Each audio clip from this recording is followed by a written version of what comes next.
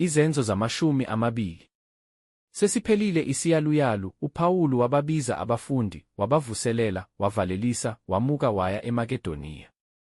Esedabulile lezo zindawo, ebavuselela ngamazwi amaningi, wafika ezweni lamaGreki, wahlala khona izinyanga ezintathu. AbaJuda sebenzile icebo ngaye esezakumuka ngomkhumbi ukuya eSiriya, wazimisela ukubuyela emuva edabula iMakedoniya. Waphelekezelwa nguSophatru kaPhiru waseBhereya, nabaseThesalonika o-Aristaku noSekhundu, noGayo waseDebe, noTimothewu, nabase-Asiya oThikhiku noTrofimu. Laba basandulela, basilindela eTrowa. Kepha thina samuka ngomkhumbi eFilipi emva kwezinsuku zezinkwa ezingenamvubelo, safika kubo eTrowa ngezinsuku eziyisihlanu, sahlala khona izinsuku eziyisikhombisa. Kwathi ngosuku lokuqala lweviki, sesibuthene ukuba sihlephule isinkwa, uPawulu washumayela kubo ebezakumuka ngangomuso, welula amazwi akhe kwaze kwaba phakathi kobusuku. Kwakukhona izibani eziningi ekamelweni eliphezulu esasibuthene kulo. Kwakuhlezi efasiteleni insizwa ethile igama layo lingu-Evitiku, eyazunywa ngubuthongo obunzima, uPawulu eshumayela isikhathi eside, isiyahlulwe ngubuthongo, yawa phansi isuka esitezi sesithathu, yathathwa isifile. Kepha uPawulu wehla, wawa phezu kwayo, wayisingatha, wathi, "Ningaxokozeli, ngokuba umphefumulo wayo usekhona kuyo." Esenyukile wahlephula isinkwa, wadla, wakhuluma nabo isikhathi eside kwaze kwasa, wayesemuka ke. Base bemletha umfana ephilile, baduduzeka kakhulu. Kepha thina sandulela ukuya emkhunjini, samuka saya e-Asu, lapho sasiza kumkhwelisa khona uPawulu, ngokuba wayenqumile kanjalo, yena ebeza kuhamba ngezinyawo. Kwathi esehlangene nathi e-Asu, samkhwelisa, safika eMithilene, sesimukile lapho ngomkhumbi, ngangomuso safika maqondana neKiyu, ngangomhlomunye sasondela eSamu, ngolulandelayo safika eMiletu. Ngokuba uPawulu wayezimisele ukudlula e-Efesu ngomkhumbi ukuze angalibali isikhathi e-Asiya, ngokuba wayekhawulezela ukuba, uma kungenzeka, abe khona eJerusalema ngosuku lwePhentekoste. EseMiletu wathumela e-Efesu, wabiza amalunga ebandla.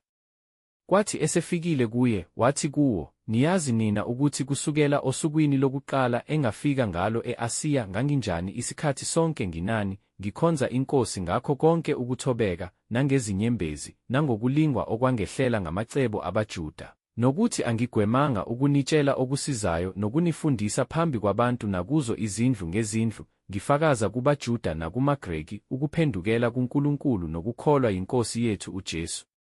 Kepha manje, bhekani, mina sengiya eJerusalema ngiboshiwe emoyeni, ngingakwazi okuzakungehlela khona, kuphela ukuba uMoya oNgcwele uyafakaza kimi imizi ngemizi ethi izibopho nezinhlupheko zingihlalele. Kepha ukuphila angikushayi into yalutho ukuba kube yigugu kimi, kuphela ukuba ngiphelelise ukuhamba kwami nenkonzo engayamukela eNkosini uJesu yokufakaza ngevangeli lomusa kaNkulunkulu. Kalokhu bhekani, ngiyazi ukuthi anisayikubona ubuso bami nina nonke engahamba phakathi kwenu, ngishumayela umbuso. Ngakho-ke ngiyafakaza kini ngalolu suku lwanamuhla ngithi anginacala egazini labo bonke. Ngokuba angigwemanga ukunitshela lonke icebo likaNkulunkulu. Ziqapheleni nina nomhlambi wonke anibeke kuwo uMoya oNgcwele ukuba nibe ngababonisi bokwalusa ibandla likaNkulunkulu azizuzele lona ngegazi lakhe.